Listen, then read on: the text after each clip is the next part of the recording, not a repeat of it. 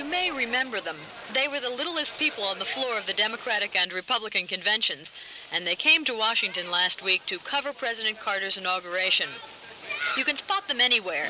They always travel in a group and don bright yellow jackets or T-shirts with Children's Express written in bold red letters. People have a tendency to kind of write them off because they're kids. But because they're kids, people often open up to them, and they've come up with some real scoops. We found out that Mondale was going to be vice president, I think 2 days before it came out, before Carter announced it. That was about the only real scoop. Did you really know? Oh, yeah, we knew. How did you know?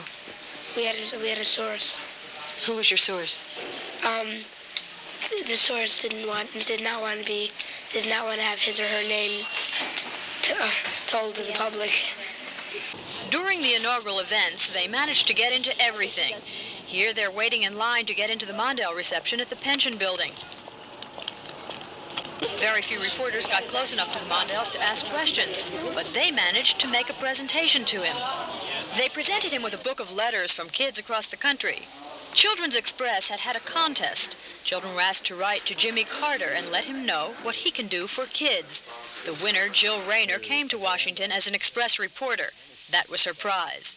Her letter asked President Carter to give them love, let them learn, don't ignore them, and treat them with respect.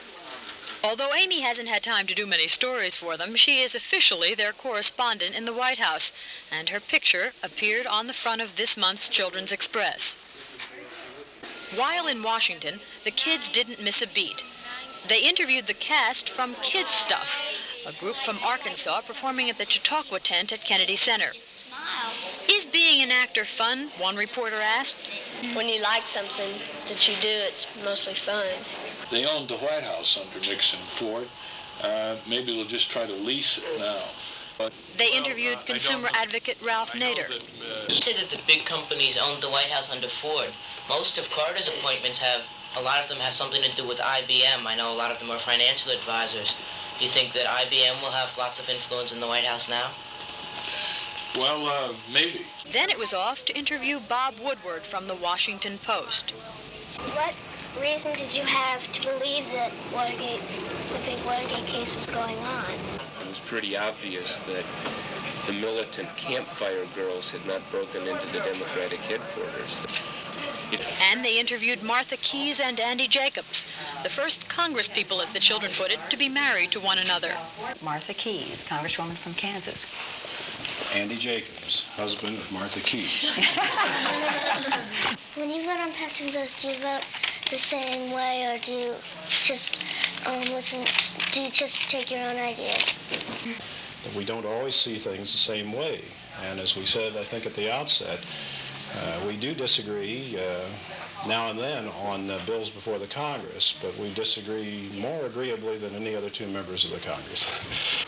One thing you learn in this business is that there are a lot of reporters who try to impress by their questions. Well, what makes Children's Express work is that these kids are really interested in the answers, and they ask simple, direct, and, if you will, uninhibited questions. Marjorie Margolis, News Center 4.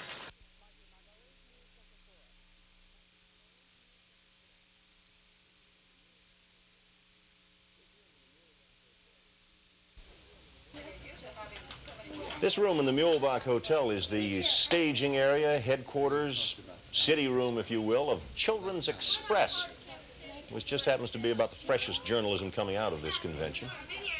You won't see these reporters on the floor of the convention very much, the Republicans not being too generous with credentials for young people, but you'll see them everywhere else around town, covering everything. John Connolly has a news conference, and there in the back of the room is the Children's Express news team, ages 8 to 13. Kids, journalists. Sometimes it's difficult to get attention when you're a child, but they persist. There are 18 of them here from Kansas City, New York, and Washington. With some adult help, they put out a newspaper here at the convention. By children, for children, they say.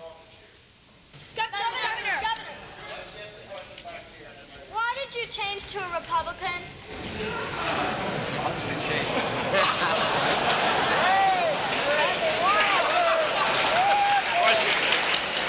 Question is, why did I change to a Republican? Very good question. This is how journalists pre-teenage prepare for a day's work.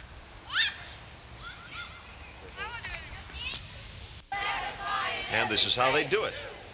A demonstration by supporters of the Equal Rights Amendment.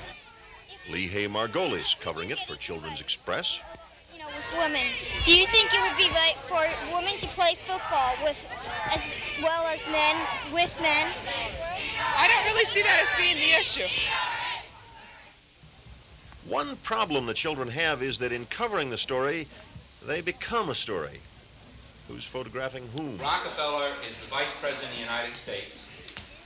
He's one of the most powerful and richest men in the world. Adult advisors give them briefings on politicians they'll be interviewing. The children claimed quite a scoop at the Democratic convention. Reporter Gilbert Giles somehow got the story that Carter had picked Mondale for his running mate, and he got it and published it 2 days before anyone else. At a session like this, they rehearse questions like this one for the vice president. This is a hard question to answer, but I can't figure out why you're supporting Ford after he just dumped you. Okay. My follow-up is, if he's probably going to lie to that or just try to get past that. Hi, everybody. I want to tell you what, am I to sit right here? Right here, You got to be kidding. They're all primed, and they think you're going to call. Any question anybody asks, I'll try and answer it. This is sort of a hard question to answer, but I can't figure out why you're supporting Ford after he just dumped you. No, he didn't dump me. You're very thoughtful to put it that way.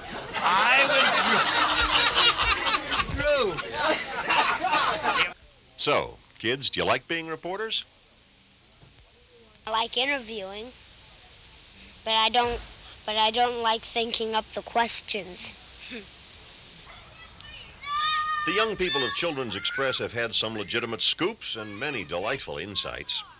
One of the children says, our big advantage in getting stories is that adults don't think children listen or understand. Jack Perkins, NBC News, with the Children's Express.